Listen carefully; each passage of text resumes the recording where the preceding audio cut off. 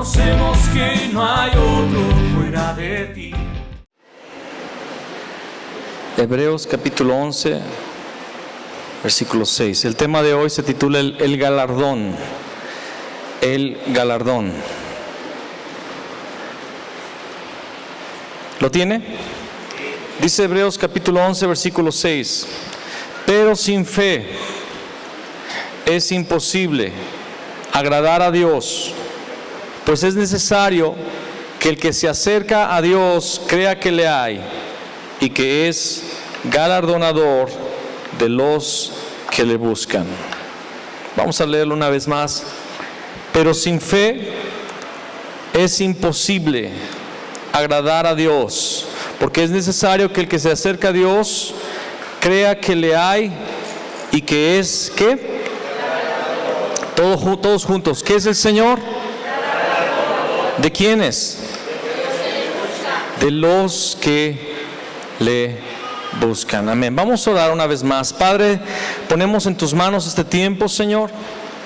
Ponemos en tus manos la palabra que va a ser enseñada ahora. Y te pedimos que nuestros corazones ardan por ti, Señor, quemen por ti. Señor, sabiendo que tú tienes un galardón a la espera de aquellos que te buscan, de aquellos que creen en ti.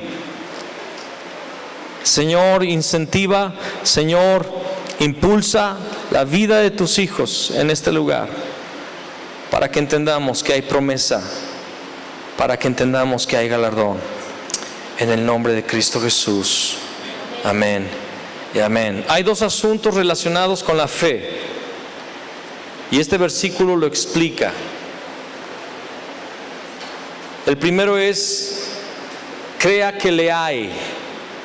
Amén. ¿Qué es necesario para tener fe? Creer que Dios está allí. Estar totalmente convencidos de la presencia de Dios. Pero no solamente de la presencia de Dios de una forma general, sino de la realidad, escúchame bien lo que te voy a decir, de la realidad de Dios en nuestras vidas. No sé si tú me estás entendiendo, la realidad de Dios en nuestras vidas. Todos pensamos que Dios está así en los cielos, que Él está reinando, pero que Él está... que sus asuntos importantes es Corea del Norte, que siempre está amenazando con guerra. Que los asuntos de Dios son las hambrunas que hay en algunos países de África. Y es cierto, Dios está en eso también, amén. O que el Señor está en los asuntos europeos del Brexit de Inglaterra con Europa y la política de Estados Unidos, y Dios está allí en esos asuntos. Pero dice la palabra, es necesario, sin fe es imposible agradar a Dios, porque es necesario que el que se acerca a Dios crea que le hay. Crea que le hay significa que está a tu disposición y que Dios se incumbe con tu vida. ¿Me escuchaste? ¿Me escuchaste? Fe es creer y entender que a Dios le importa tu vida y que te puedes acercar a Él y que Él tiene una relación aguardando, una relación que Él desea establecer contigo, personal. Fe es entender que Dios nos mira, que a Dios le importamos. Nosotros muchas veces nos sentimos tan insignificantes que no creemos que Dios tenga que estar viendo por nosotros, o pensando en nosotros, o accionando en nuestras vidas.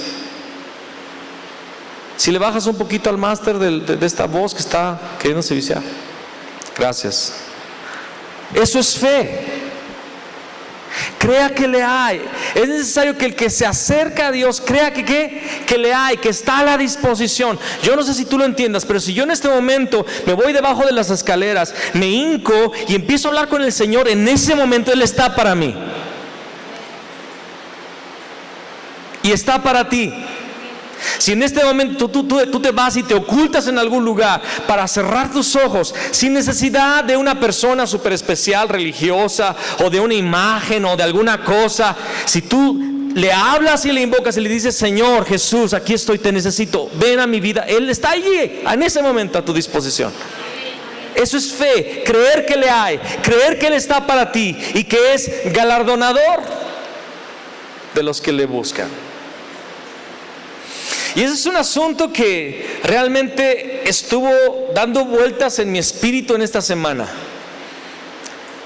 En toda esta semana he estado pensando en este versículo de Hebreos 11, versículo 6, que es galardonador. Y viene a mi mente que es galardonador, que es galardonador, que es galardonador. Porque muchas veces nos quedamos con el pensamiento que yo debo de ser santo porque lo debo de ser, porque si no me voy al infierno.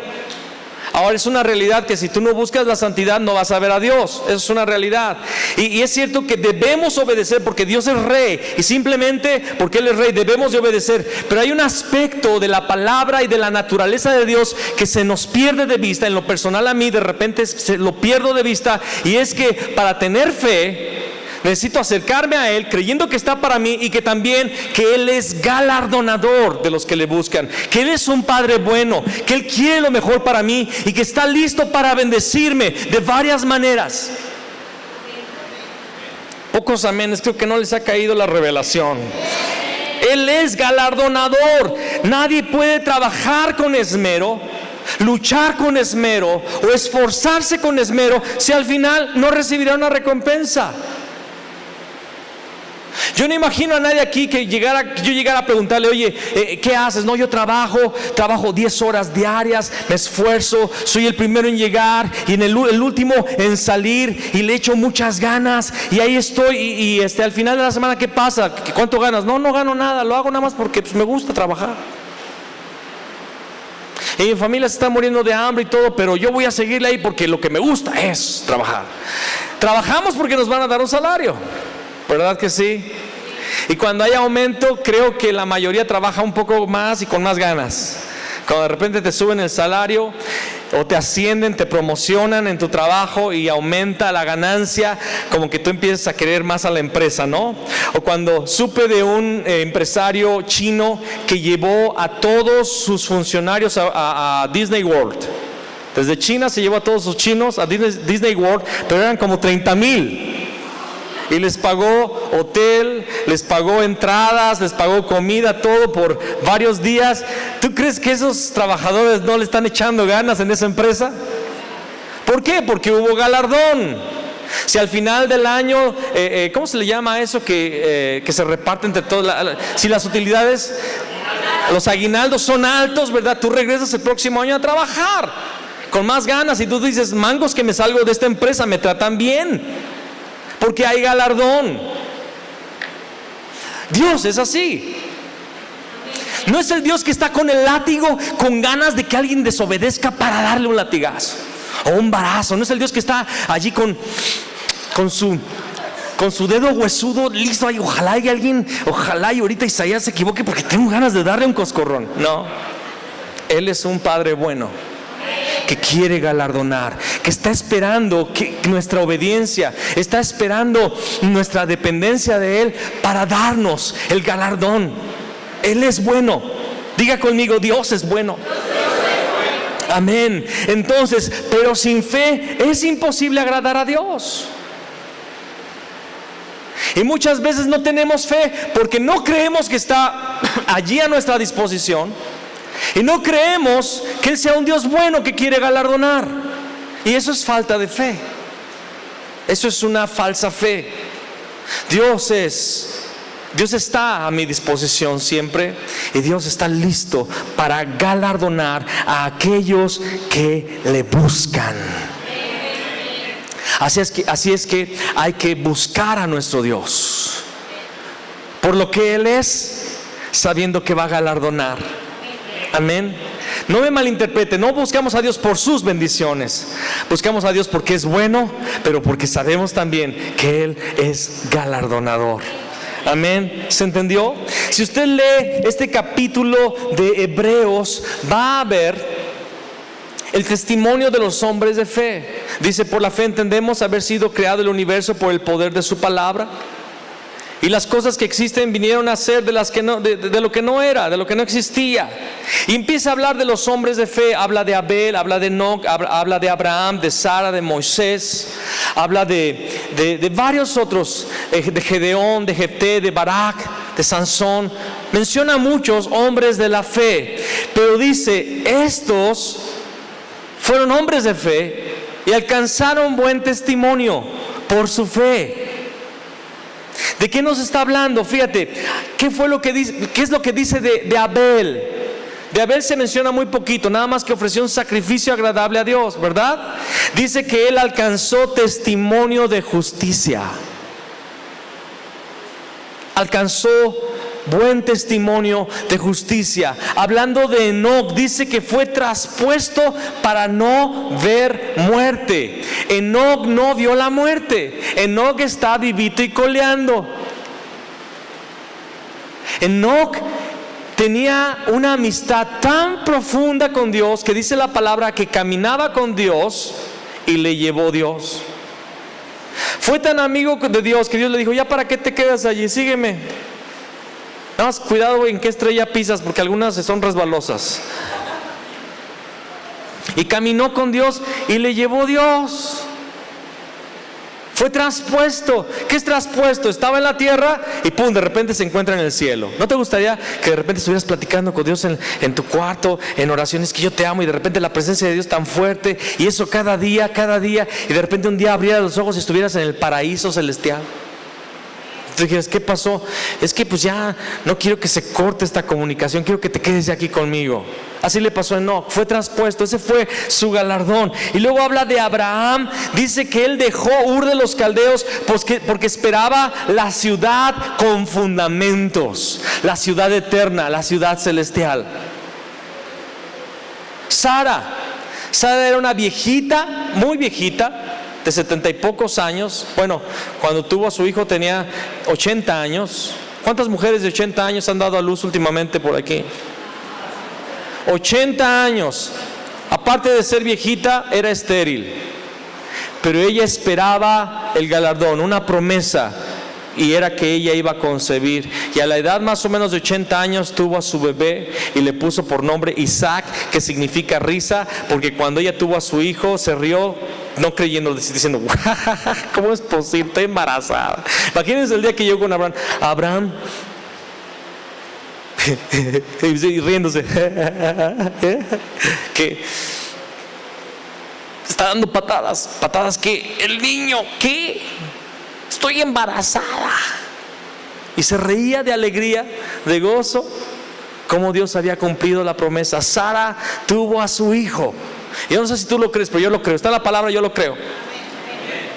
Moisés, el Moi, dice la palabra que él tenía la mirada en Cristo. Yo quiero que veamos un poco más acerca de Moisés ahí en Hebreos capítulo 11, y vamos a leer el versículo 24 al 27, que dice: por la fe Moisés, hecho ya grande, rehusó llamarse hijo de la hija de Faraón, escogiendo antes ser maltratado con el pueblo de Dios que gozar de los deleites temporales del pecado, teniendo por mayores riquezas, fíjate, las riquezas son el galardón, teniendo por mayores riquezas el vituperio de Cristo que los tesoros de los egipcios, porque tenía puesta la mirada ¿en qué?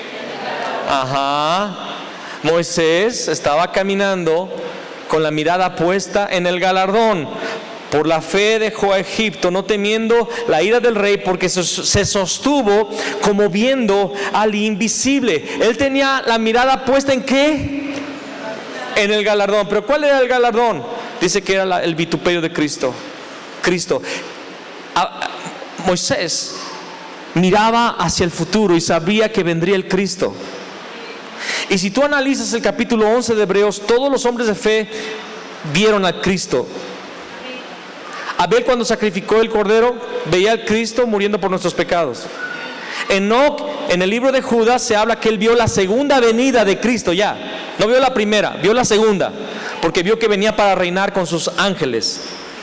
Enoc vio a Cristo. Abraham vio a Cristo en aquella revelación del horno que humeaba y de la antorcha encendida que se paseaba en el medio del sacrificio. Abraham vio a Cristo. Sara vio a Cristo porque Isaac es el hijo de promesa, que tipifica a Cristo.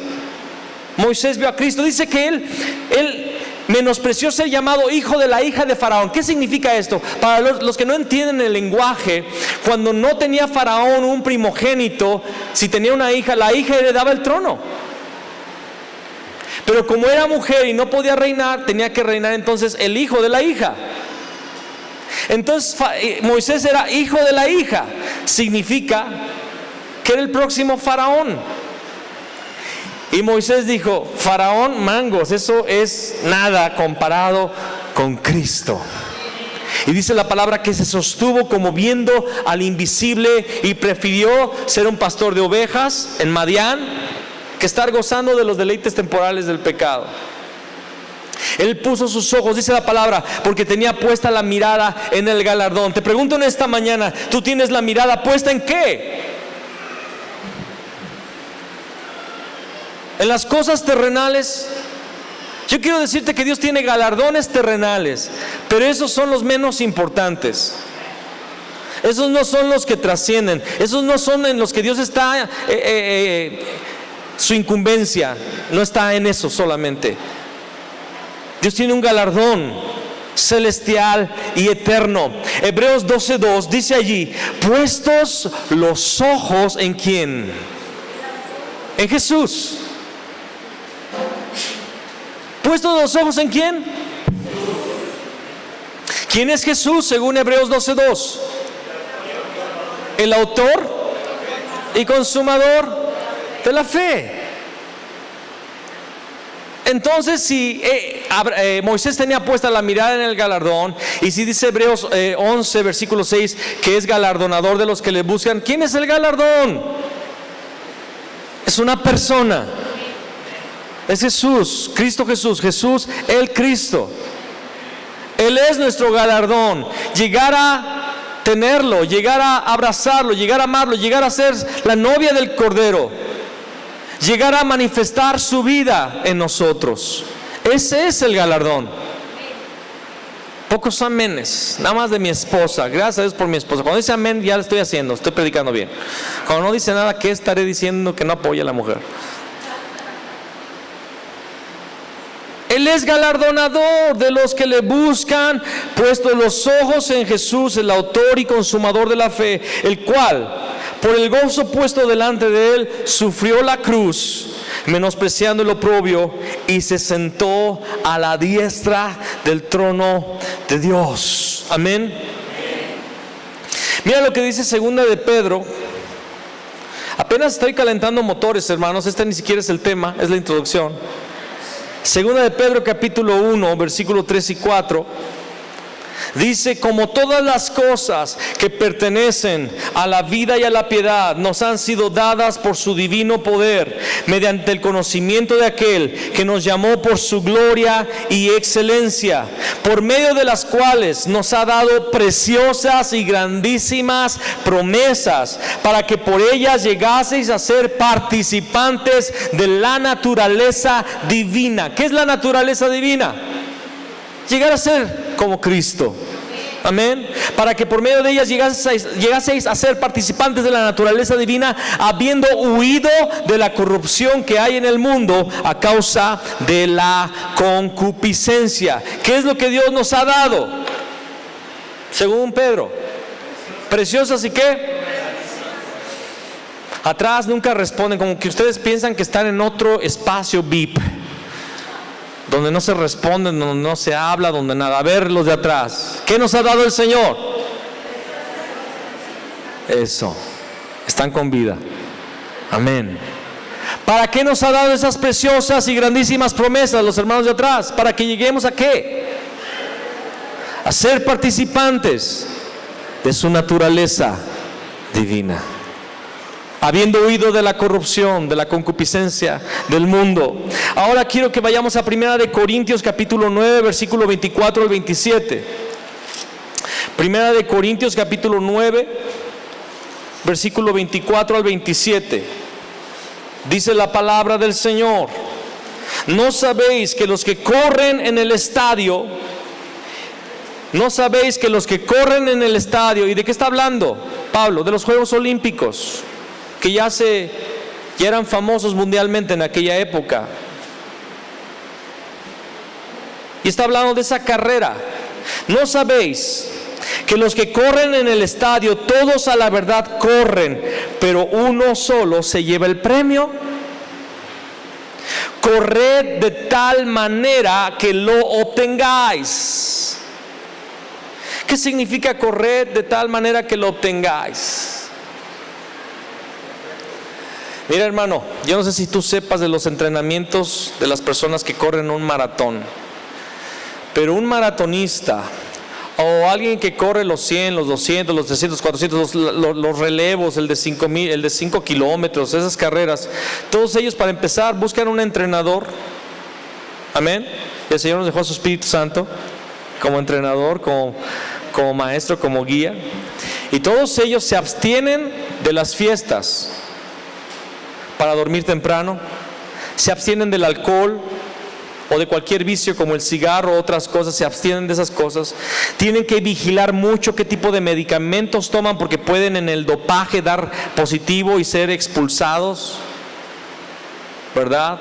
Ellos tienen que cambiar su dieta, ellos no comen cualquier porquería, ellos no están con sus papitas y sus Coca-Colas y sus cochinadas que desgraciadamente muchos comen, que yo ya no.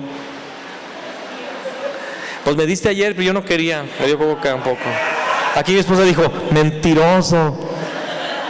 Es la única que tiene derecho a hacer eso, ¿ok? Los demás se me quedan quietos, por favor. Pero ya no comemos insalubre, ya comemos saludable. Pero los atletas tienen una dieta especial y no comen 2 veces o 3 veces al día en horarios descompuestos. No, ellos tienen un horario y todos los días tienen un kilometraje que tienen que hacer, y con reloj y con aquel que marca el ritmo cardíaco, checan, vigilan cómo está su ritmo cardíaco, cuánto oxígeno consumieron, cómo están sus músculos, van a especialistas para que les hagan masajes, para que le chequen su cuerpo, y están con una meta: correr y llevarse el galardón, llevarse la presea.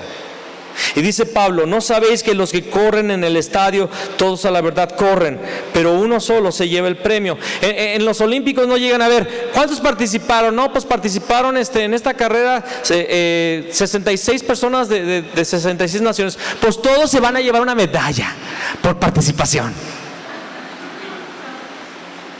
No, solo uno se lleva la de oro y otros dos metales más bajos, plata y bronce. En ocasiones hay 2 bronces, pero son poquísimos actualmente. Pero Pablo dice, uno solo se lleva el premio. Corred de tal manera que lo obtengáis. Hermanos, nuestro cristianismo tiene que ser decidido. Nuestro estilo de vida tiene que ser decidido. Nuestras convicciones tienen que ser estables, firmes, tienen que ser radicales, porque queremos el galardón, queremos obtener las promesas que Dios nos ha dado, queremos llegar a la meta, que es ser como Cristo y manifestar su gloria. ¿Cuál es su gloria? Rey, sacerdote y profeta. La gente tiene que ver esos atributos que hay en Cristo en nosotros. Y tenemos que tener una unción poderosa para hablar de aquel que es el motivo de nuestro afecto. Dice, todo aquel que lucha, de todo se abstiene. Ellos, hablando de los deportistas, a la verdad, para recibir una corona corruptible, pero nosotros una incorruptible. ¿Por qué dice una corona corruptible? En aquel tiempo les daban una corona de olivo, una guirnalda de olivo. Era solamente simbólico, pero en realidad después eran exentos de los impuestos. Estos atletas que ganaban, pero les daban una corona que se marchitaba en un día. Ellos, a la verdad, para recibir una corona corruptible, pero nosotros una incorruptible. Así que yo de esta manera corro, no como a la aventura, no como al ahí se va. De esta manera peleo, no como quien golpea al aire. Me acuerdo una vez en Sapiranga, hubo una carrera que era una carrera estatal, una carrera de 5 kilómetros, era de velocidad, y 2 de los jóvenes de nuestra iglesia estaban allí para correr, y fuimos porque nos dijeron que iban a correr, entonces fuimos para echarle porras. Pero bien chistoso, llegaron todos los corredores, y en Sapiranga había corredores profesionales a nivel nacional. Yo recuerdo que llegó el primer tipo, que por cierto ganó, un güero alto, y llegó con su camisita aquí, de esas chiquitas, un chorcito, sus tenis especiales, ¿verdad? Su número, y estaba ya calentando, ¿verdad? Estaba flexionando, estaba disponiéndose, echando carrera rápido para calentar los músculos y todo, y dieron el silbatazo de salida. Pero antes de eso, estaban ese joven que era el exponente de Sapiranga, competidor a nivel nacional, que ya tenía algunas medallas, y había varios que fueron a competir, pero llegaron esos dos jóvenes con tenis Converse, con bermuda y una camiseta todavía con la mostaza de la hamburguesa que se acababa de comer, y llegaron platicando, no calentaron ni nada, y estaban echando cotorreo. Y entonces dieron el silbatazo, y como las de 5 kilómetros son así, se acaban rápido, y ahí nos quedamos esperando, ¿no? Y no sé cuánto tiempo tardó este muchacho, no sé cuánto es el tiempo que se hace generalmente los 5 kilómetros, pero llegó corriendo rapidísimo, parece que nada más fue por las cocas y se regresó. Unos 15 minutos, ¿verdad? Fue rápido, y llegó girito, y siguió moviéndose, porque él sabe que tiene que seguir moviéndose porque le puede dar un calambre y todo. La ganó rápido, y empezaron a llegar los demás al minuto, 2 minutos, 3. La mayoría llegó 4 minutos después, y ya no se veía nadie, y nosotros esperando a los dos chavos. 10 minutos después de haber llegado el primero, 10 o 15, ellos ya vienen platicando, caminando así. Llegaron así, y luego llegan y se acuestan. Y nos dijeron, estuvo bien cansado. Fue muy chistoso, Terry y yo no nos sacábamos la risa, porque en realidad ellos corrieron como a la aventura, corrieron por cotorreo, por participar, pero ellos no tenían en su mente ganar la carrera, ellos no tenían ni la mínima idea de hacerlo. Ellos querían cotorrear. Hay muchos cristianos así, que vienen espiritualmente de Converse y de bermuda, y no calientan y no le echan ganas, solamente están aquí porque pues está padre la carrera y estar junto con la bola, y ¿no? Pero Pablo decía, yo de esta manera corro, no como a la aventura, de esta manera peleo, no como quien golpea al aire, sino que golpeo mi cuerpo. Ahora, quiero que usted entienda algo. Se ha tomado este versículo para hablar de la flagelación, pero Pablo no está hablando de flagelarse en ningún momento, está hablando de dominar los apetitos pecaminosos de la carne. ¿Está conmigo? Todos los deseos pecaminosos, dice, yo de esta manera golpeo no al aire, golpeo mi cuerpo y lo pongo en servidumbre. O sea, carne, me vas a obedecer y no vas a pecar. Porque esa es nuestra carrera, hermanos. Huir del mundo corruptible, el mundo de corrupción, doblegar la carne a través del Espíritu Santo, ponerlo en servidumbre, no sea que habiendo sido heraldo para otros, yo mismo venga a ser eliminado. Pablo, y aquí está una situación interesante, hablando de la salvación, que no es mi tema, pero Pablo sabía que si él no le echaba ganas, él podía ser eliminado, y lo dice aquí claramente, el propio Pablo. Así que, ¿qué te esperas tú y qué me espero yo? Podemos ser eliminados si no corremos en serio, si no golpeamos la carne. Muchos todavía, después de años, todavía siguen teniendo problemas, y no estoy burlándome ni menospreciando a nadie, pero todavía se suscitan cosas que yo digo, ¿cómo es posible que esta persona me diga que cayó en este pecado si tiene tanto tiempo de cristiano? Un cristiano ya no peca así, ya no son esos los pecados con los que se batallan, porque en realidad no ha estado corriendo en serio, en realidad no ha estado golpeando su cuerpo, sino que está solamente jugando en esta carrera.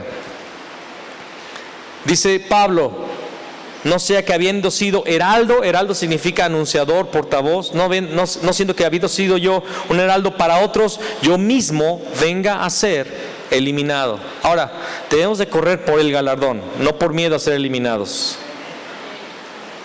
Pero podemos ser eliminados si no corremos en serio. Cuida ese aspecto de tu vida, no, a la carne no se le dan concesiones. Los cristianos no tenemos este pensamiento, hoy voy a pecar, después pido perdón y me arrepiento. hoy voy a bailar o voy a fumar un poquito, que al cabo, bueno, ya no estoy dejando, ya cada vez es menos.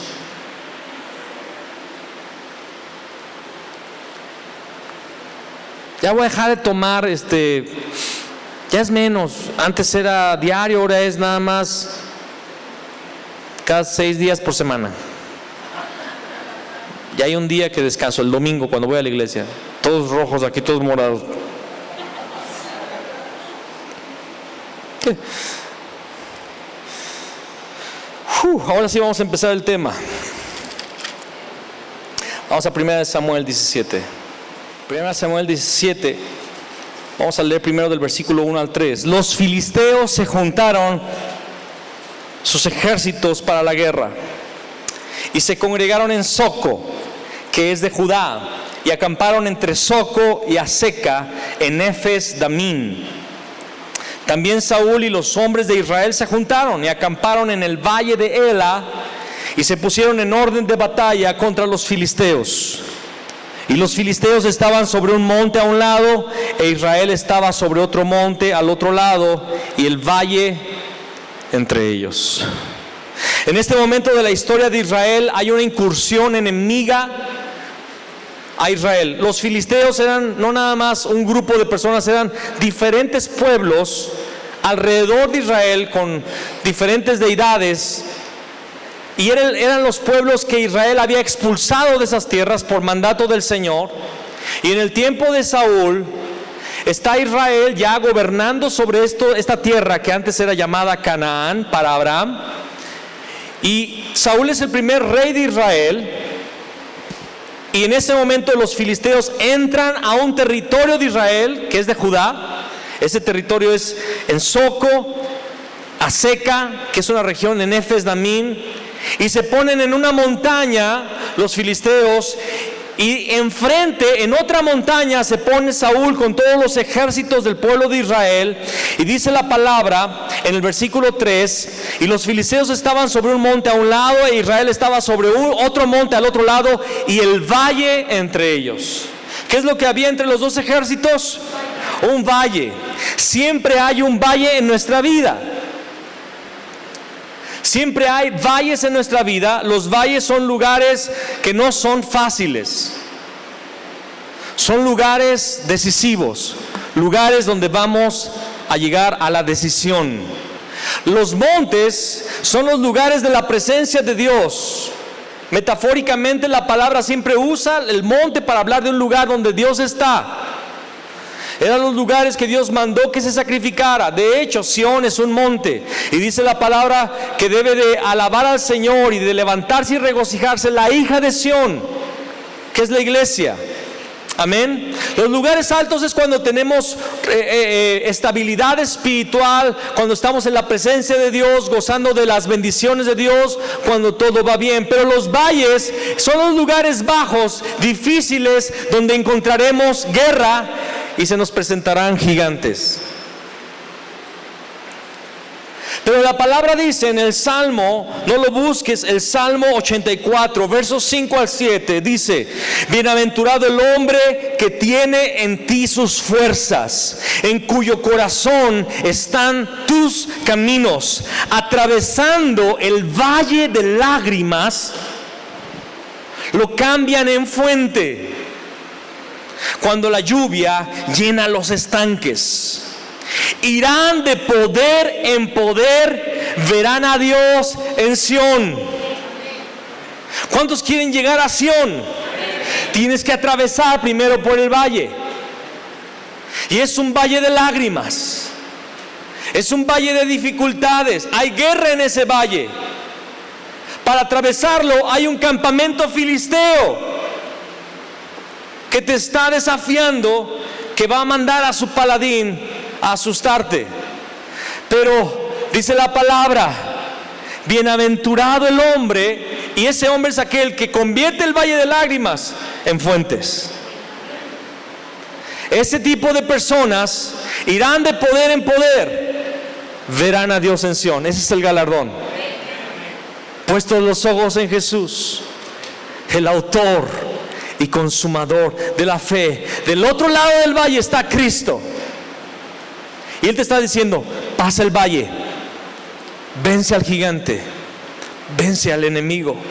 Alguien diga amén. Entonces, el capítulo 17, versículo 4, vamos a leer del 4 al 11, dice: salió entonces del campamento de los filisteos un paladín. ¿Qué es un paladín? No es un cualquier guerrero, es una persona fregoncísima para la guerra. Salió un paladín, el cual se llamaba Goliat. Goliat en hebreo significa esplendor. Es lo que significa Goliat, esplendor. Significa que cuando salió Goliat era una cosa que deslumbraba. ¡Wow! ¡Qué tipazo! Así bien Fabián Zacarías, ponchado así altísimo, bonito, asustador. Significa esplendor. Y todo nombre y todo significado tiene algo que enseñarnos. Sale un paladín que se llama Goliat de Gat y tenía de altura 6 codos y un palmo, casi 3 metros. ¿Que no? Wow, sale un gigante de 3 metros.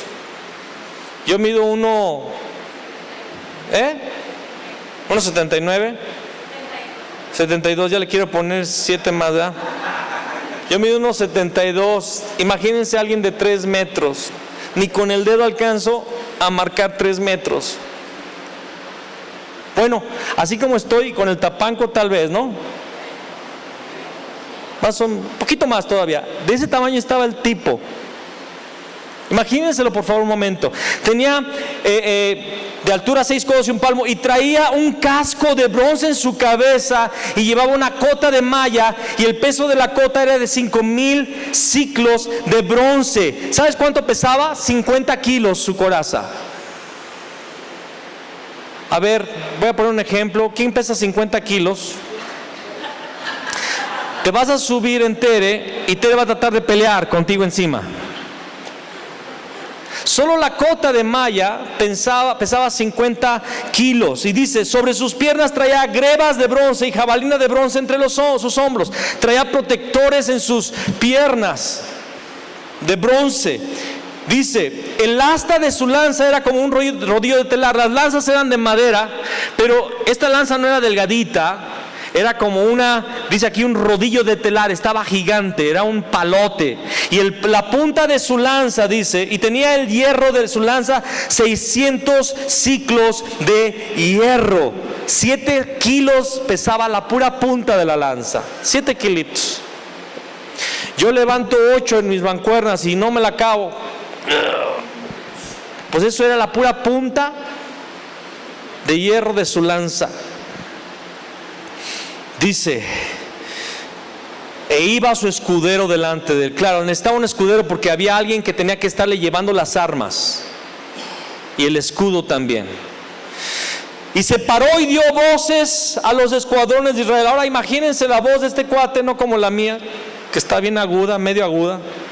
Pero yo creo que de la voz de este cuate salía el sonido como de un orco, ¿no? ¡Oh! ¿Alguien vio a los orcos? Yo nada más en películas, aunque a veces pienso que se salieron algunos. Y se paró y dio voces a los escuadrones de Israel diciéndoles: ¿para qué os habéis puesto en orden de batalla? ¿No soy yo el filisteo y vosotros los siervos de Saúl? Escoged entre vosotros un hombre que venga contra mí. Si él pudiere pelear conmigo y me venciere, nosotros seremos vuestros siervos. Y si yo pudiere más que él y lo venciere, vosotros seréis nuestros siervos y nos serviréis. Y añadió el filisteo: hoy yo he desafiado al campamento de Israel. Dadme un hombre que pelee conmigo. Oyendo Saúl y todo Israel estas palabras del filisteo, se turbaron y tuvieron, no miedo, gran miedo. En esa época era la costumbre que para que no hubiera tantas bajas en los ejércitos se podía hacer una guerra entre paladines. El mejor guerrero de cada ejército. Y el que ganara sería el ejército vencedor sin tener que pelear el demás ejército. ¿Esto es sombra de qué? ¿De qué sombra esto? Porque esto creo que no es algo que se estableció por el hombre, sino que ha sido divino. Dios lo marcó así. Dice Romanos 5, versículo 12: por tanto, como el pecado entró en el mundo por un hombre, y por el pecado la muerte, así también pasó a todos los hombres, así la muerte pasó a todos los hombres por cuanto todos pecaron. Muchos piensan, ¿por qué dicen que por el pecado de Adán todos pecamos? Porque son reglas celestiales. Y Satanás lo sabía muy bien. Dios puso a su hombre en el huerto del Edén, llamado Adán y Eva. Eran uno. Pero Satanás, que Jesús mismo le llamó el príncipe de este siglo, el príncipe de este mundo, Satanás engañó a la mujer, engañó a Adán y venció a Adán. Y al haber vencido a Adán, todos fuimos vencidos. Así como por un hombre el pecado entró al mundo, así el pecado pasó a todos por cuanto todos pecaron. En Adán todos pecamos. Así como si el paladín perdía, todo Israel perdía. ¿Me explico? ¿Estás entendiendo el cuadro profético del enfrentamiento entre David y Goliat?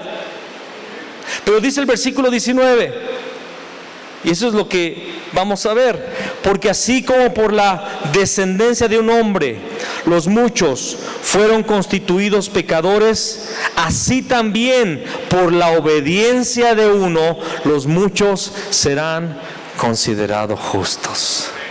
Dios envió a su paladín, Dios envió a su guerrero, al Cristo, que es el verdadero Rey, y Él venció a Satanás. Y dice Lucas capítulo 4 del versículo 1 al 13, no lo busques porque lo hemos leído. Después del bautismo, Jesús fue llevado por el Espíritu al desierto para ayunar 40 días y 40 noches, y en ese tiempo llegó Satanás al final de ese tiempo a tentarle, y le tentó 3 veces. No sé si tú lo entiendas, pero la tentación de Jesús en el desierto por Satanás fue la confrontación entre el paladín Goliat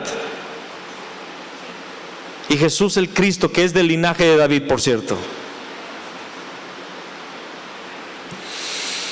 Y lo que Satanás hizo en Edén, Satanás con una sola frase, con una sola plática hizo caer a Adán y a Eva.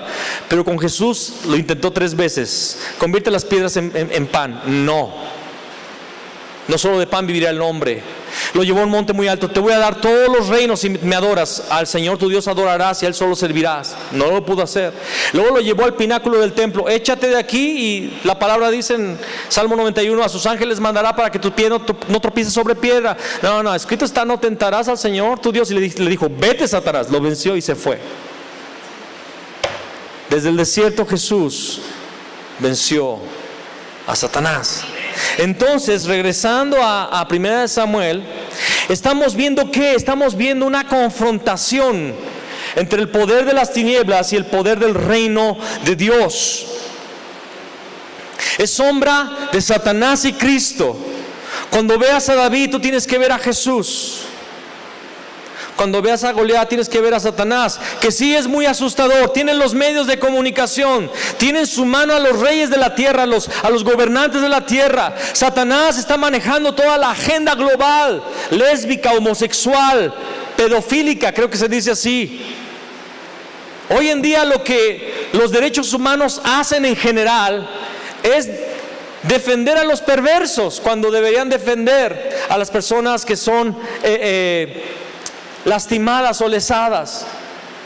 Hoy a lo bueno se le llama malo y a lo malo bueno. Y Satanás está al ataque y parece un gigante, y a nuestros ojos es un paladín de 3 metros, poderosísimo, y viene y nos desafía el día de hoy.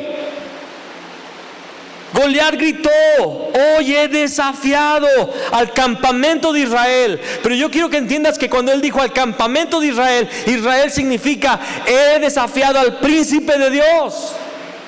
Israel es lo que significa príncipe de Dios, o aquel que pelea por Dios. Israel es un tipo, una sombra de la iglesia. Goliat está desafiando a la iglesia hoy día aún. Hoy he desafiado al campamento de Israel. Dadme un hombre que pelee conmigo. Dadme un hombre. Y Dios dice: y busqué entre ellos hombre que hiciese vallado entre Dios y los hombres, para que yo no destruyese la tierra.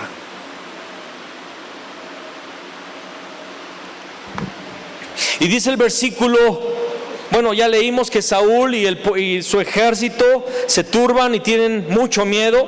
Y el versículo 12, ahora vamos a leer del 12 al 15, dice: y David era hijo de aquel hombre, efrateo de Belén de Judá, cuyo nombre era Isaí, el cual tenía 8 hijos. ¿Cuántos hijos? 8.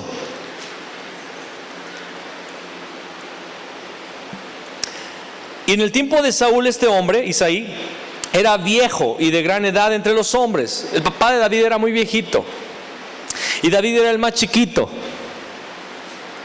Y los 3 hijos mayores de Isaí habían ido para seguir a Saúl a la guerra.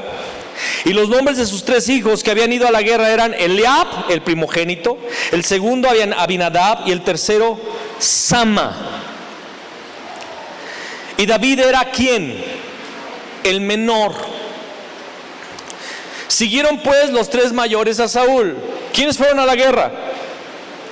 Eliab, Abinadab y Sama.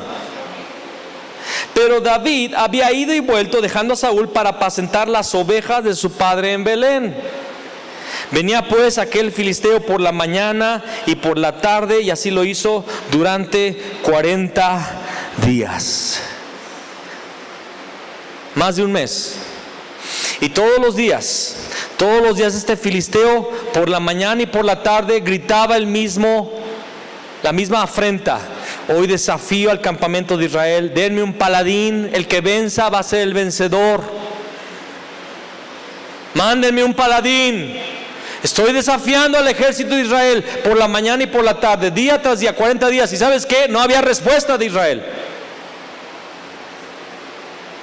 Saúl estaba escondido en su tienda palaciana, y ahí estaba Eliab. Ahí se me olvidan los nombres: Eliab, Abinadab y Sama. Ahora, Eliab era el primogénito, ¿verdad?, de su padre. Abinadab era el segundo y Sama el tercero. Estos 3 hombres, hijos de Isaí, están en el campo de batalla, pero están con miedo. ¿Me explico? Lo mejor de la familia de Isaí lo mandó. Lo mejor a los ojos del hombre. Están en el campamento, pero están con miedo, están sin hacer nada. Y David, que es el verdadero guerrero, lo mandan a cuidar ovejas. David, que si hubiera estado en el campamento, no hubieran pasado 40 días. A la primera hubiera dicho David: ¿qué pasó aquí? ¿Qué te traes? Pero David, que estaba con Saúl, lo regresan a cuidar las chivas. Ahora, yo no sé si tú entiendas, pero cuidar ovejas es el trabajo más bajo de la casa. Era estar perdiendo todo el tiempo en el campo ahí, con la onda: regrésate, oveja, vente para acá, ya se me fue. O sea, cuidando ovejas. Quiero decirte esto: Dios esconde bien sus instrumentos de guerra. Dios esconde bien sus instrumentos de guerra. Los verdaderos guerreros no son muy visibles generalmente. A veces pensamos que, y a mí me pasó mucho eso: Dios va a usar a tal persona porque no, pues es que tiene esto, tiene aquello, y su familia, y mira cómo es el amigo del pastor, y cómo lo trae, es bueno, lo ponen a predicar a cada rato, y no, Dios iba a usar a personas como él. Pero yo aquí cuidando las ovejas, en mi trabajito, en la fábrica, en la empresa, en la escuela, no sé, cuidando a mis hijos entre las ovejas. Pero yo quiero que tú sepas que los verdaderos guerreros muchas veces están cuidando ovejas. Están haciendo las cosas comunes y corrientes del día a día. no son muy visibles. Pero vamos a leer en el versículo 20. Se levantó pues David de mañana y dejando las ovejas al cuidado de un guarda, se fue con su carga como Isaí le había mandado, y llegó al campamento cuando el ejército salía en orden de batalla y daba el grito de combate. A mí se me hace muy chistoso esto. Todos los días el ejército de Saúl salía en orden de batalla y daba el grito de combate, ¿verdad?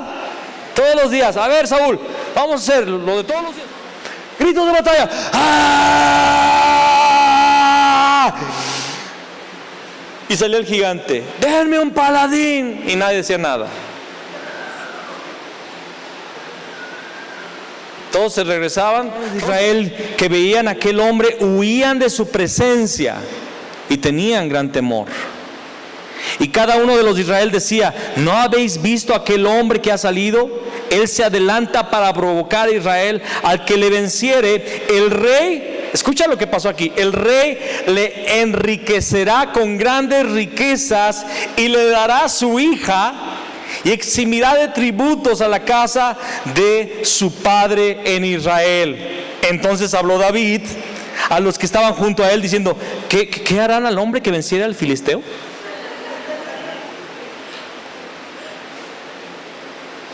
¿Y quitar el oprobio de Israel?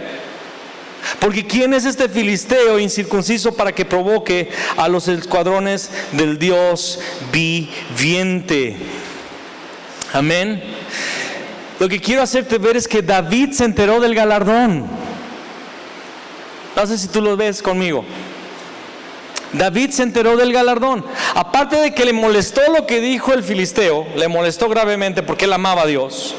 Ya era un adorador. Ya tenía la unción. Acuérdate que David era un rey ungido ya. No en funciones, pero ya tenía la unción. Y el Espíritu de Dios estaba sobre de él. Y cuando escuchó las palabras de Goliat, el Espíritu de Dios se movió dentro de él. Quiero decirte que el enojo de David, el coraje de David, la bravura de David fue por causa de la unción de rey. Y la unción de rey es una unción de rey que cela por su pueblo,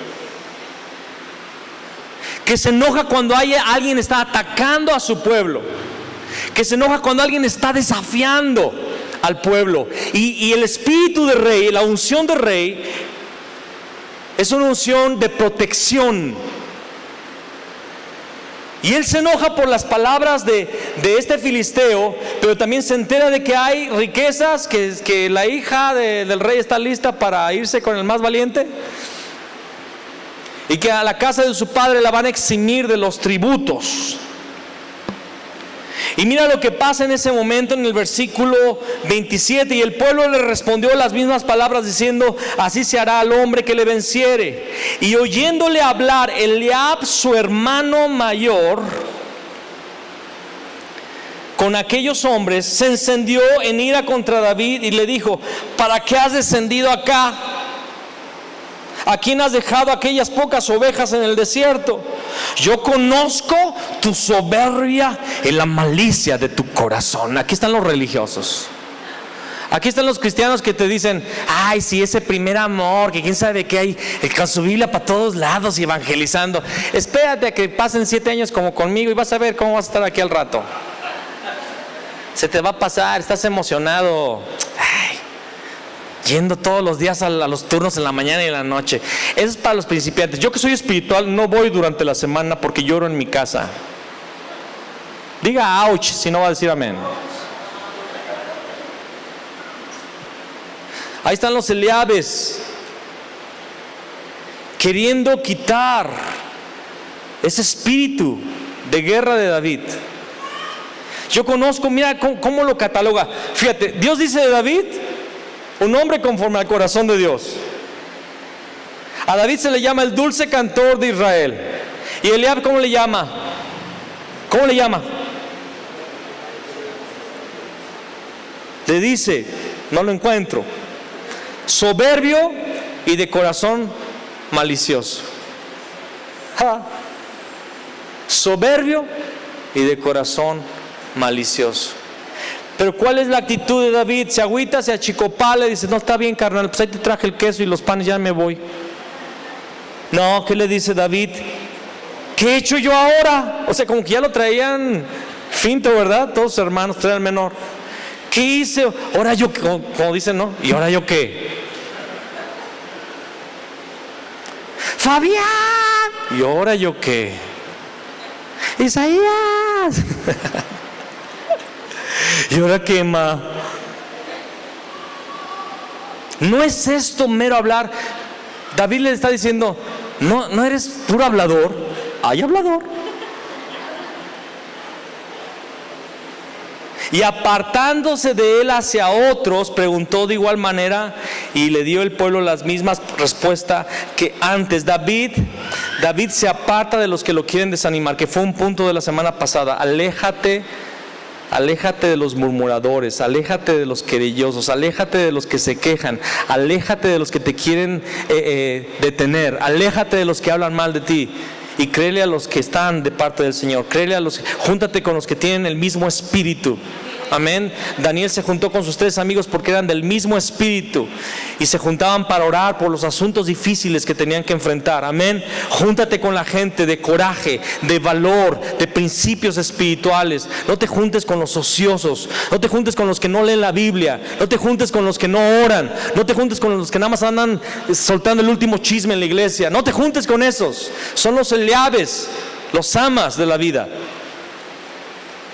David se aparta de su hermano y sigue preguntando porque él está interesado en el galardón. A ver, me dijeron por allá que esto y esto. A ver, ¿ustedes qué dicen? Ah, no, entonces sí es cierto. Le van a dar las riquezas, le van a dar la hija, Mical. Está guapa la Mical, está chula la hija del rey.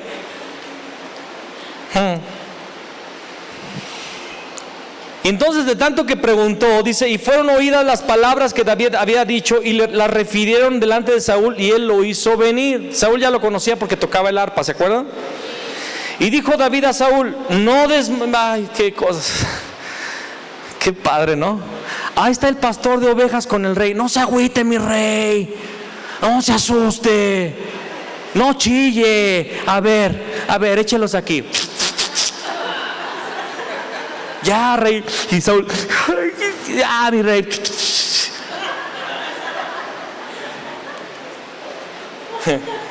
No desmaye el corazón de ninguno a causa de él. Tu siervo irá, yo voy. No vengo a ver si puedo. Era de Jalisco. Sino porque puedo vengo. Tu siervo irá y peleará con ese filisteo. Alguien diga wow. Alguien dígalo otra vez. Yo voy, no te agüites, hombre, ya llegué, ya estoy aquí. Y Saúl, que es un hombre que está viendo con ojos carnales porque el espíritu de Jehová ya se apartó de él. De hecho había sufrido de opresión demoníaca, ¿se acuerdan? Saúl está viendo con los ojos de la carne y Saúl le dice, no podrás, está igual que Eliab, no podrás tú ir contra aquel filisteo para pelear con él porque tú eres un chavo, tú eres muchacho y él un hombre de guerra desde su juventud. Ay, hermano, tú tienes 6 meses de cristiano, ¿tú qué sabes? Ay, ¿nos quieres enseñar a orar? Yo ya tengo 10 años de cristiano. Por cierto, 10 años que no oro, pero tengo 10. ¿Me quieres llevar a evangelizar? Ay, tú no sabes. Tú eres un muchacho. No podrás. Él es un paladín. Él es un guerrero desde su juventud. Y la respuesta de David, tu siervo era pastor de ovejas de su padre. Y tú dirás, bueno, y ese currículum, qué impresionante, ¿no? Oh, pastor de ovejas. Yo creo que Saúl se quedó, wow, pastor de ovejas. ¿De cuántas? ¿De 50 o de 100? Pero el asunto no era que cuidaba ovejas. El asunto no es que tú seas ama de casa o que tú seas una funcionaria, no se me duerma, o un funcionario en la fábrica. El asunto no es si tú vendes tortas o chocomiles para mantenerte. El asunto no es si tú tienes solamente la primaria o la secundaria. como estudios académicos. Ese no es el asunto, no. El asunto no son las ovejas. Tu siervo era pastor de ovejas de su padre, y cuando venía un león o un oso y tomaba algún cordero de la manada, salía yo tras él y lo hería y lo libraba de su boca. Y si se levantaba contra mí, yo le echaba mano de la quijada. ¿Alguien se ha acercado a un oso o a un león para agarrarle la quijada? Ni a los perros me atrevo a agarrarles la quijada. Pues David agarraba de la quijada a los osos o a los leones y les quitaba el cordero de su boca. Y dice, y lo hería y lo mataba. ¿Sabes qué? Tal vez en lo oculto, donde nadie te ve, tú tienes que empezar a matar a tus leones y a tus osos. Nadie se va a dar cuenta, pero tú tienes que levantarte en las luchas cotidianas donde hay osos y leones para tu vida. Y nadie lo va a ver, nadie lo va a aplaudir, pero es el entrenamiento que te va a capacitar para un día enfrentar al gigante con el Espíritu de Dios, claro. Ese era el currículum vitae de David. Versículo 36, fuese león, fuese oso, tu siervo lo mataba. Y este filinceo cochino, es lo que significa incircunciso, será como uno de ellos, porque ha provocado al ejército del Dios viviente.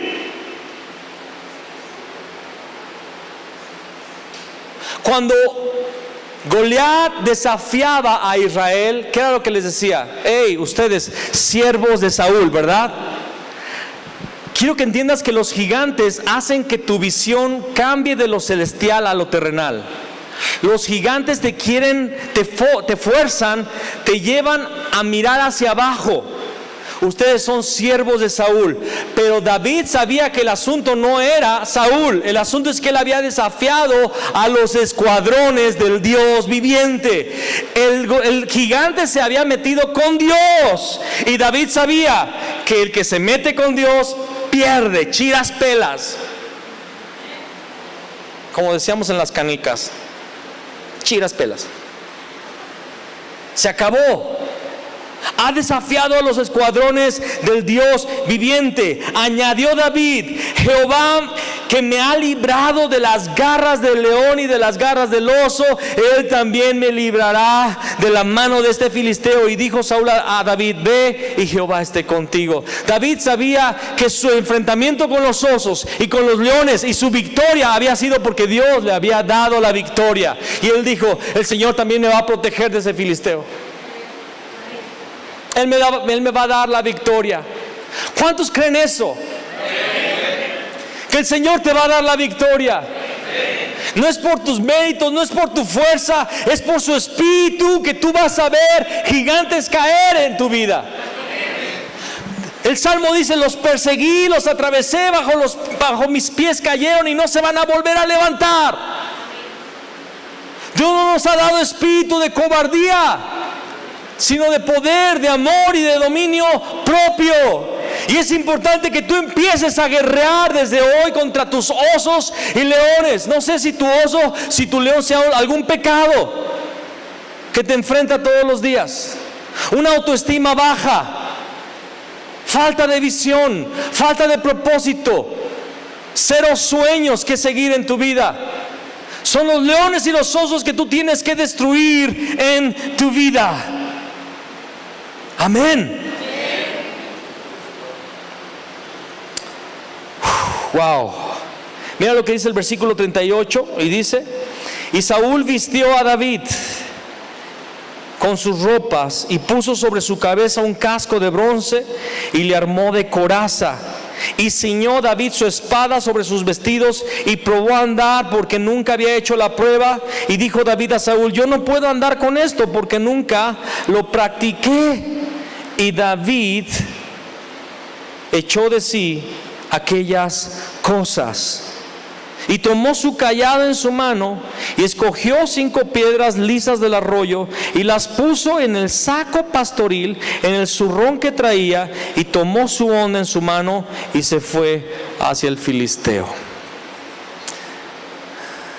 Bonita guerra va a enfrentar David con 5 piedras y una honda y un cayado en su mano, contra un gigante que está todo armado hasta los dientes. Hasta trae a un sirviente que le carga sus herramientas de guerra. Va a enfrentar a un tipo de 3 metros con 5 piedras y una honda. Saúl hizo lo lógico. Saúl hizo lo que era coherente, vestirlo con sus armas de guerra. Pero cuando David se pone el casco, el escudo y todo, y se pone toda la instrumentación de guerra y trata de caminar, pues no puede, le pesa, y nunca lo usó. Él nunca se puso eso para matar osos y leones. Le dice: yo no puedo andar con esto. Esto no es mío. Yo no voy a pelear como tú lo haces. Nunca practiqué pelear con esto.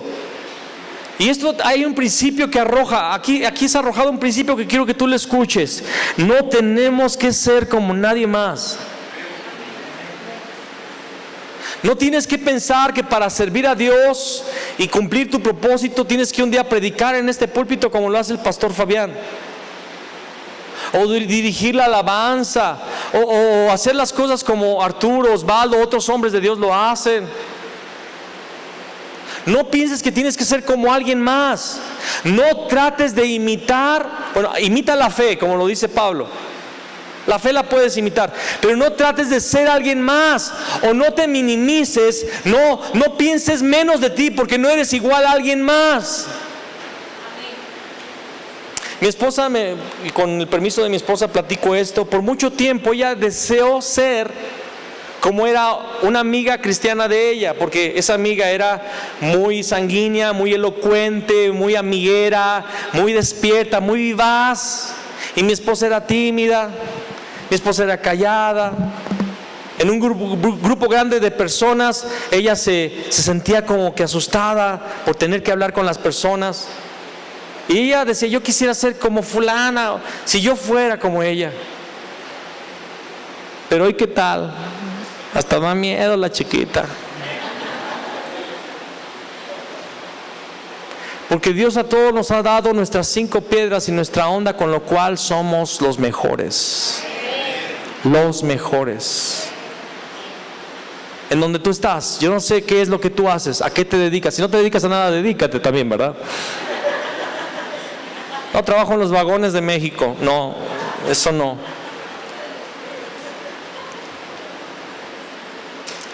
Pero Dios te ha hecho singular. Escúchame, di conmigo: Dios, todos hasta atrás, Dios me ha hecho singular.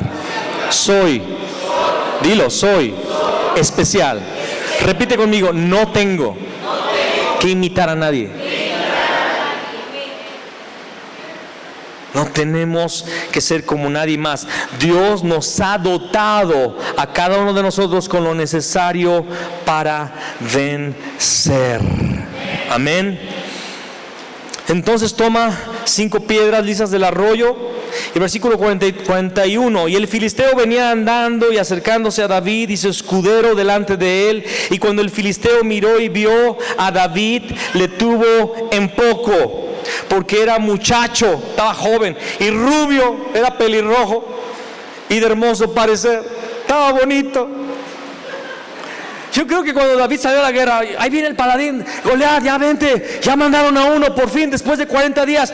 Oyes, pónganme las grebas, pónganme todo,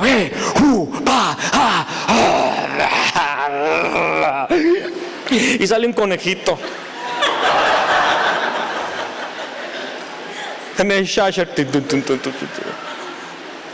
Sale un conejito, fue lo que vio.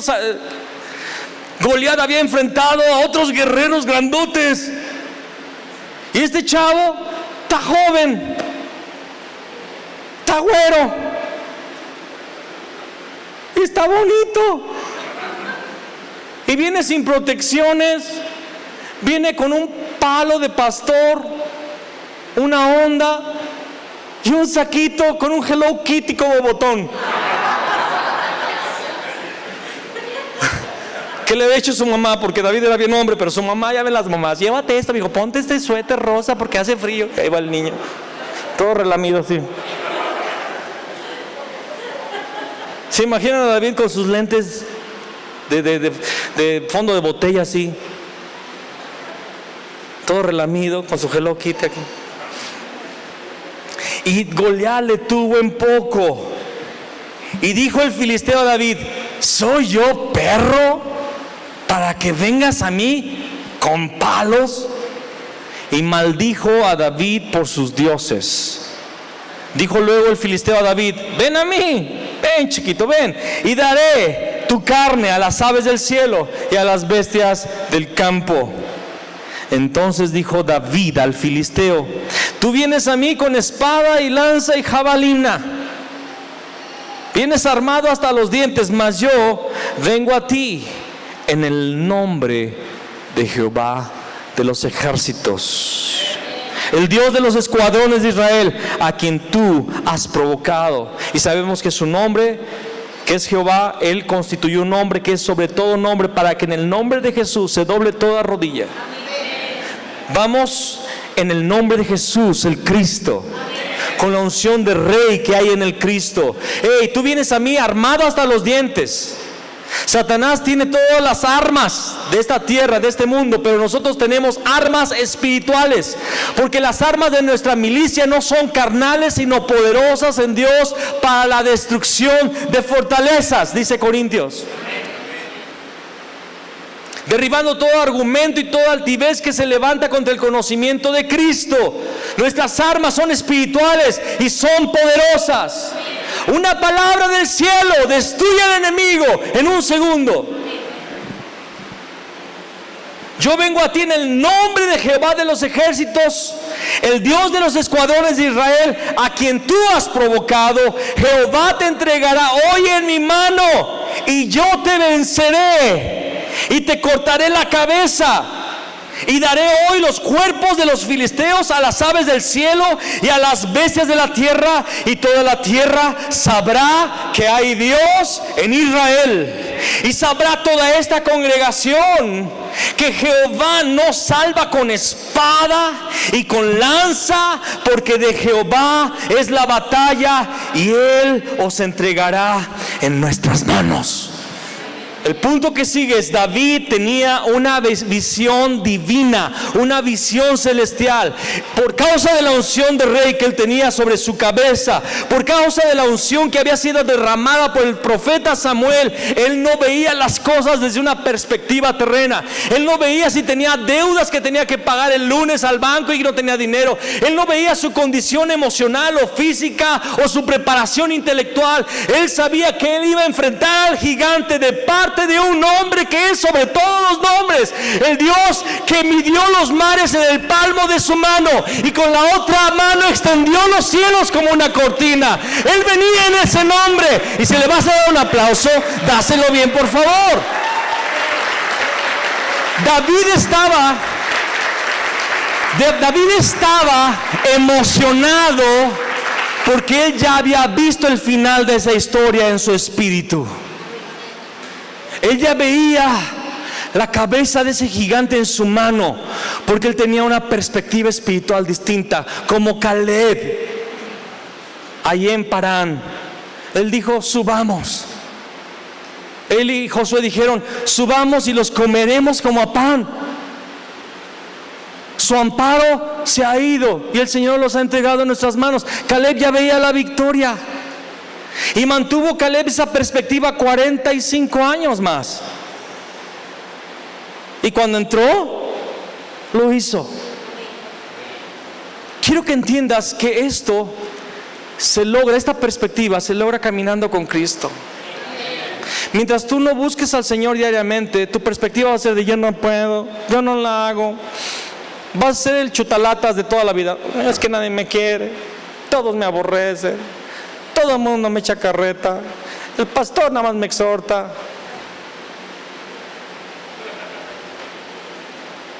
Yo no puedo, soy mexicano, soy de León. Huelo a león.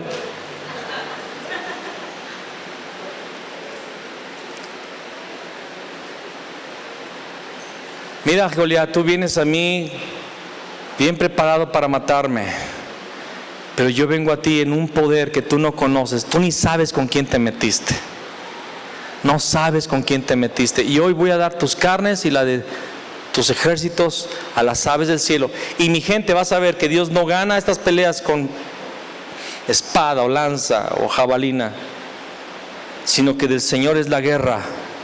Y aconteció que cuando el filisteo se levantó y echó a andar para ir al encuentro de David, David se dio prisa y corrió a la línea de batalla contra el filisteo. Y metiendo David su mano en la bolsa, tomó de allí una piedra y la tiró con la honda e hirió al filisteo en la frente, y la piedra quedó clavada en la frente y cayó sobre su rostro en tierra. No voy a dramatizar mucho este momento, que siempre lo he hecho. Siempre me gusta dramatizar el gigante corriendo, y ya lo estoy haciendo, ¿verdad? Y David yendo a su encuentro y poniendo la piedra en su honda y agitando la honda. Pero lo que más me sorprende es la cara de los filisteos y de los propios israelitas cuando vieron a David con la honda. Yo creo que Eliab y sus otros hermanos, que siempre se me olvidan sus nombres porque no vale la pena acordarse de ellos, estaban allí pensando: David, ¿qué estás haciendo? Te van a matar, sal de ahí, niño. Me gustaría defenderte, pero me da miedo. Y Saúl también allí pensando: este está loco, por lo menos ganó tiempo. Y los filisteos: ya lo hicimos, prepárense para agarrar el botín. Y David está allí con la honda diciendo: ya tengo la victoria, de aquí a poco me voy a casar con la hija del rey. Prepárate, Mical. No pensó eso. Eso lo pensaríamos nosotros aquí los mexicanos, ¿no? Pero hoy estaba David, y David hizo algo que él sabía hacer. ¿Me explico? A lo que quiero llegar es que la honda significa algo que Dios te ha hecho que tú sepas hacer, y que lo sabes hacer muy bien. Y yo no sé cómo Dios lo va a usar, pero Dios usa ondas y piedras. Y esa piedra, cuando David la lanza, va directamente al único punto del cuerpo de Goliat que estaba descubierto: su frente. Y se le incrusta. ¡Pum! Y Goliat ni siquiera pudo ver la piedra de tan veloz. Solamente Goliat ni pensó nada, se le hizo vio estrellas y cayó. Y el escudero y los filisteos y Saúl y el ejército de Israel y el camarógrafo se quedaron callados.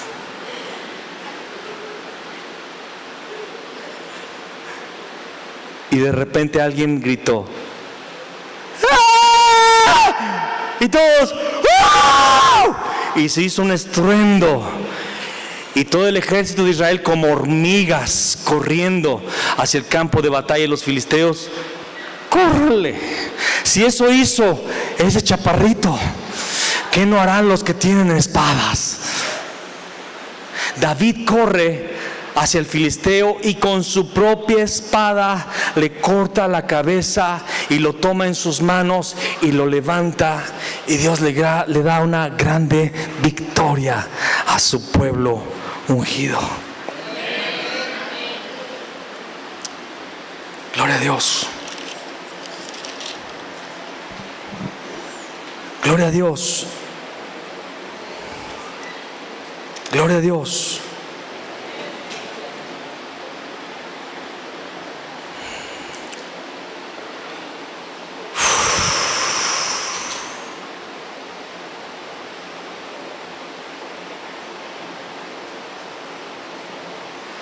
Solo que David se había preparado antes con leones y osos. Yo nada más quiero que leas un pasaje que está en el capítulo 16 y 18, antes de la guerra, antes de que David siquiera hubiera sido llevado a tocar su arpa delante de Saúl. Mira lo que se dijo de David antes de toda esta historia, en el capítulo 16, versículo 18. Bueno, desde el 17. Y Saúl respondió a sus criados: buscadme pues ahora alguno que toque bien y traédmelo.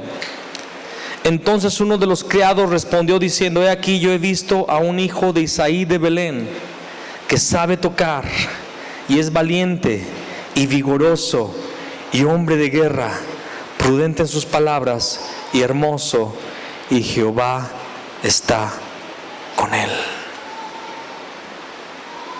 Las características de David no se manifestaron en el campo de batalla. Ya estaban con él, manifestándose antes, aún cuidando las ovejas. Hay un galardón. ¿Cuál es el galardón? David tuvo un galardón, tuvo riquezas, fue el rey de Israel. Tuvo a la hija del rey como su esposa, sí.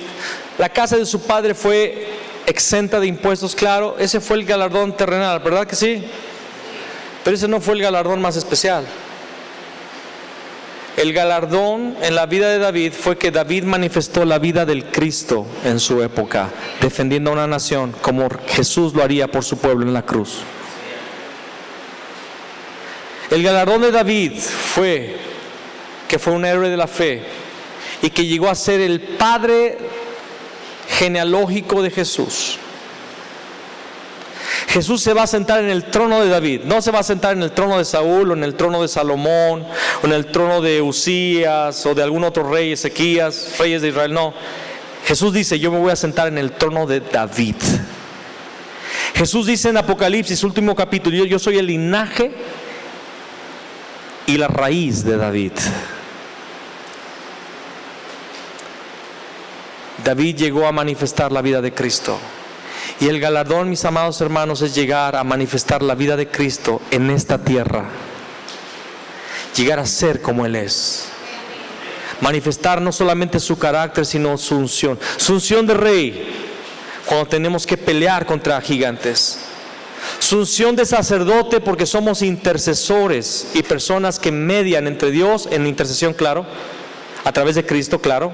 A través del sacrificio perfecto que hizo Cristo Jesús, mediamos en intercesión por los pecados de la humanidad como sacerdotes. Y somos profetas porque tenemos la palabra de reconciliación a través del evangelio de Jesús el Cristo a todas las naciones de la tierra. Ese es el galardón. Y un día mi corazón anhela llegar a la casa del Padre y escuchar al Padre decir: Fabián, buen siervo y fiel, sobre poco fue fiel, le entregué un pianito y lo usó bien, siempre me adoró. Le entregué la palabra y enseñó a otros. Le di una vida y le di un tiempo y lo usó bien para servir, para dar, para ministrar, para apoyar, para consolar, para animar. Fabián, sobre poco fuiste fiel.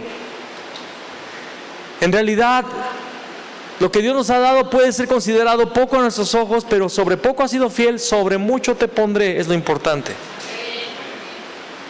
Y ese es el galardón. Y la palabra habla de que se sentarán a su mesa. Y ve todas las promesas que vienen en Apocalipsis capítulo 2 a las 7 iglesias. Son galardones. Lo haré poste, columna en el templo de Dios, y de ahí no saldrá. Le daré una piedrecita con un nombre nuevo y varias otras promesas más. Le daré una llave con la cual abrirá y nadie podrá cerrar, cerrará y nadie podrá abrir. La llave de la casa de David, por cierto. Hay galardones. Pero sin fe es imposible agradar a Dios. Si tú no crees que Dios te puede usar, es imposible que le agrades. Pero sin fe es imposible agradar a Dios, porque es necesario que el que se acerca a Dios crea que le hay y que es galardonador de los que le buscan. Ponte de pie conmigo en esta tarde. Venga hoy tu